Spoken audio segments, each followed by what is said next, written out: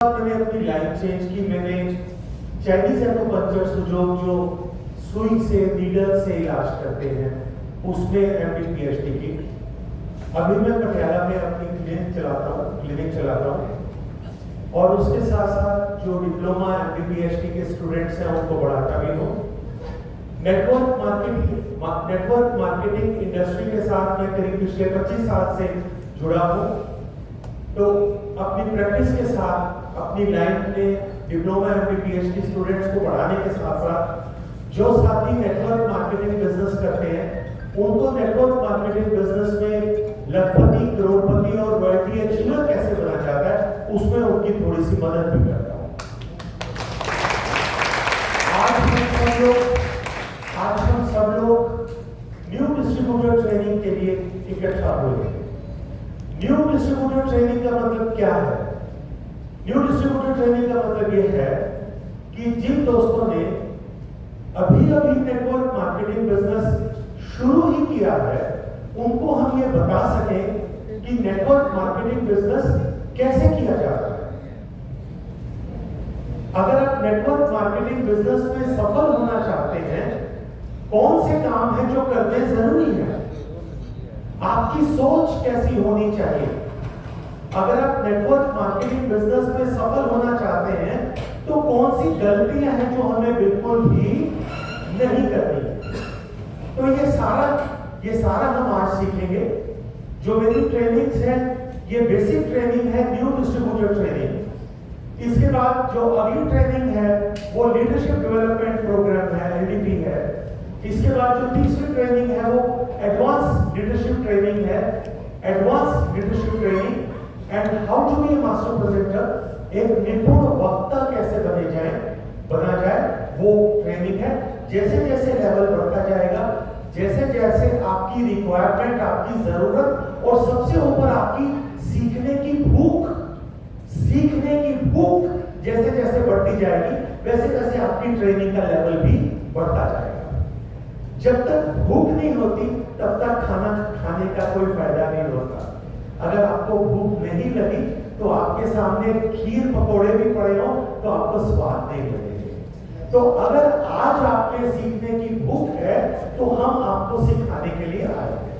अब ट्रेनिंग शुरू करने से पहले कुछ एक बेनती है, वो प्लीज ध्यान से सुन लीजिए। सबके पास मोबाइल फोन है, उसको साइलेंट कर लीजिए, बंद कर लीजिए। जिसको मोबाइल फोन साइलेंट करना नहीं आता वो पड़ोसी से पूछ ले कि इसको साइलेंट कैसे किया जाता है, क्योंकि कई बार हमारे पास मोबाइल होता है पर हमें उसको साइलेंट करना नहीं आता।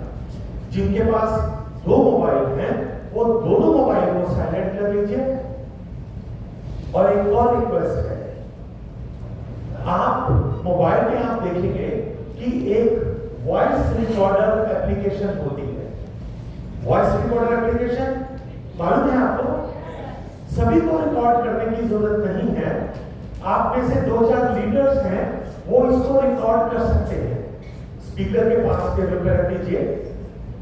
उससे आपको फायदा यह होगा कि आज तो हरीश वालिया अपनी मर्जी से बोलेगा, लेकिन आज के बाद जब भी आप वॉइस रिकॉर्डर का बटन दबाएंगे तो हरीश वालिया आपकी मर्जी के मुताबिक बोलेगा। और फिर दूसरी बात, एक बार सुनने से हमें आज समझ तो आएगा, लेकिन 3 दिन बाद आप सारा भूल जाएंगे। तो जो ट्रेनिंग है वो एक बार सुनने की बात नहीं है। ट्रेनिंग का मतलब है बार बार सुनना और जो सुना है उसको करना। जब आप सुनेंगे, उसको करेंगे, फिर आप एक्सपर्ट हो जाएंगे, फिर आप वो अपनी टीम को भी सिखा सकेंगे। तो आप अगर कोई वॉइस रिकॉर्डर एप्लीकेशन पे लगाना चाहते हैं तो आप उसकी सेटिंग कर लीजिए, जहां भी रखना चाहते हैं एक जगह पे उसको रख लीजिए, 1-2 साथी कर लीजिए, कोई प्रॉब्लम नहीं। और एक बात और, ये ट्रेनिंग बच्चों के लिए नहीं है।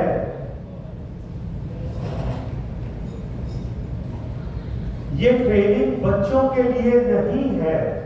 हमारे बीच में कुछ बच्चे बैठे हैं, मैं हाथ जोड़ के माफी मांग के ये कहता हूं, बच्चा शोर करेगा तो उसको बाहर जाना पड़ेगा।